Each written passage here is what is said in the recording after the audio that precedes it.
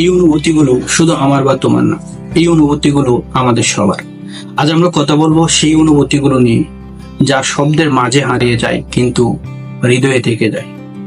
এক সময় পরিবারের মানে ছিল একসাথে বসে গল্প বলা, একটুখানি দেরিতে বাড়ি ফিরলে মার চিন্তাযুক্ত মুখ আর বাবার চুপচাপ অপেক্ষা, রাতে একসাথে খাওয়া, সকালবেলা ডাকাডাকি করে ঘুম ভাঙানো। আজকাল এসব কোথায়? আমরা এখনো একসাথে থাকি, একই বাড়িতে একই ছাদের নিচে, কিন্তু হৃদয়গুলো যেন আলাদা হয়ে গেছে। আমরা বলি না কষ্টের কথা, অভিমানের ব্যথা, ছোট ছোট না পাওয়ার গল্প, সব জমে থাকে বুকের কোল। আর তখনই সম্পর্কগুলো যেন ধীরে ধীরে নীরব হয়ে যায়।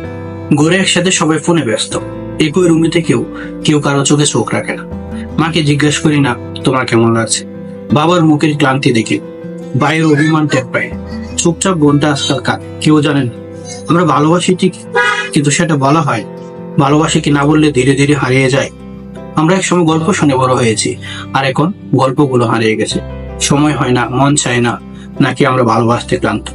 তবু বিশ্বাস করি, পরিবার মানে শুধু রক্তের সম্পর্কই না, পরিবার মানে এমন কিছু মানুষ যাদের সামনে তুমি ভেঙে পড়লেও তারা তোমাকে আগলে রাখবে। তাই চলো একটু বেশি সময় দিই ওদের, একটু মুখ তুলে বলি তোমাদের ভালোবাসি, তোমরা আছো বলে আমি বাঁচতে পারি। কারণ পরিবার যদি পাশে না থাকে, তাহলে পৃথিবীটা অনেক ঠান্ডা হয়ে যায়। ভালোবাসা হয়তো হারায় না, আমরা শুধু মাঝে মাঝে ভুলে যাই সেটা দেখাতে। যদি এই কথাগুলো তোমার হৃদয়ে কোথাও ছুঁয়ে যায়, তাহলে পরিবারের মানুষদের বলে ফেলো তোমাদের ভালোবাসি।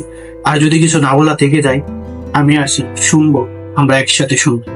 শব্দের মাঝখানে কিছু অনুভূতি লুকিয়ে থাকে, আমি শুধু চাই তুমি সেগুলো অনুভব করো। আবার দেখা হবে ভালোবাসার একটুখানি বিরতিতে, শব্দের মাঝখানে তোমার পাশে।